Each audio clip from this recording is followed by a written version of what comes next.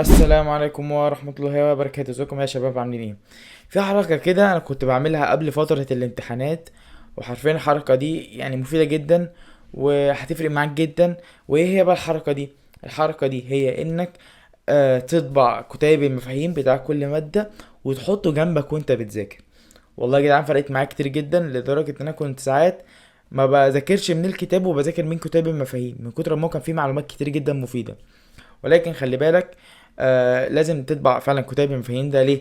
لان انت في الامتحان هتبقى واخد كتاب حرفيا قد كده، هيبقى كل كتيبات المفاهيم كلها في كتاب واحد بس.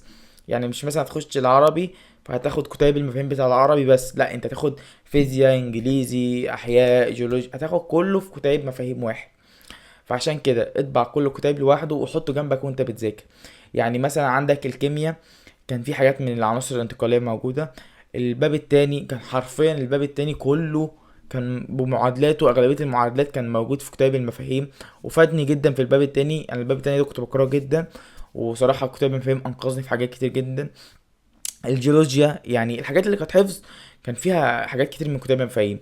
العربي كان قواعد نحوية كتير جدا موجودة في كتاب المفاهيم. والانجليزي كان حاجات في الجرامر كتير جدا موجود. يعني اهم الحاجات بتاعت الانجليزي كانت موجوده في كتاب المفاهيم. ولكن خلي بالك عشان الماضي غير مضافه ساعات بتوقع، امتحاناتها بتبقى صعبه ما تستهتروش بيها. انا حرفيا كان في مواد كنت برجع، يعني امتحان الدين ده انا كنت راجع بعد الامتحان بقول يا رب انجح يا رب اعدي. وهتلاقي ناس كتير جدا كده، لان في مواد انت ممكن تستهتر بيها وتوقعك، بس انا قلت اللهم بلغت اللهم فشل. فيا جدعان، كتاب المفاهيم مفيد جدا. اطبع كل كتاب وحطه جنبك وانت بتذاكر، واقعد اتعلم كده على الحاجات المهمه. لان حرفيا انا وقت الامتحان كنت يا دوبك المعلومه اللي ببقى محتاجها اول ما افتح كتاب المفاهيم انا حرفيا دماغي متسيستمه وعارفه المعلومه دي فين. ما بقعدش بقى الف وادور واقعد ادور، لان انت حرفيا ما عندكش وقت تدور. فانت اللي انت مطلوب منك انك تنزل كتاب المفاهيم PDF، او الاحسن انك تطبعها عشان تكون معاك وتحس كده بشعور ان انت بتقلب الورقه كده، عشان تبقى الموضوع ده في ذاكرتك وانت معاك كتاب المفاهيم الكبير اللي هناك، وتجيب المعلومه اللي انت محتاجها على طول. وكمان في معلومه تانية مهمه، ودي نصيحه. خليك في وانت في الامتحان مالكش دعوه باي حاجه. اي حاجه مالكش دعوه بيها. الحاجه الوحيده اللي ليك دعوه بيها ونادرا ما هتحصل، يا جماعه مثلا في غلطه ولا في حاجه في سؤال بيقول لكم غيروا مش عارف ايه، دي الحاجات الوحيده اللي ممكن تركز فيها. غير كده مالكش دعوه بالمراقب، مالكش دعوه بحاجه. يعني انا حرفيا كنت طول حياتي لما بيطلع لي الديسك الاول ان انا امتحن في الديسك الاول كنت بزعل. مش موضوع حاجه، لكن موضوع ان انا كنت ما بحبش الديسك الاول، كنت بتوتر طول ما انا قاعد في الديسك الاول. ولكن لما جالي الديسك الاول في ثانويه عامه انا كنت زعلان بس لما دخلت بقى وشفت منظر اللجنه انا حرفيا فرحت. ليه؟ لان اللي ورايا قاعدين بقى هم بقى يعملوا صداع ما يعملوش صداع، المراقب يقعد يجي يتخانق معاهم، اللي يقعد يعيط واللي يقعد يصوت ويعمل. وبصوا هتلاقوا كل حاجه.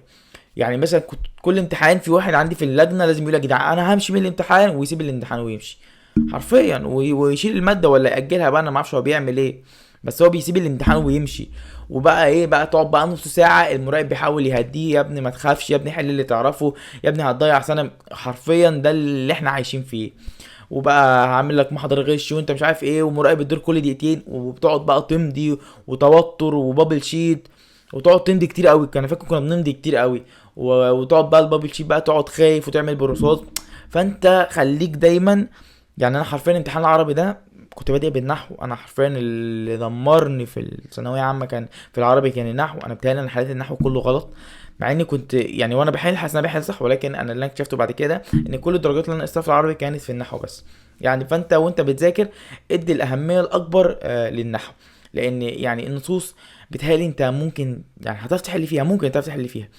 ال ال الادب سهل اصلا ان انت تحفظه وتذاكره.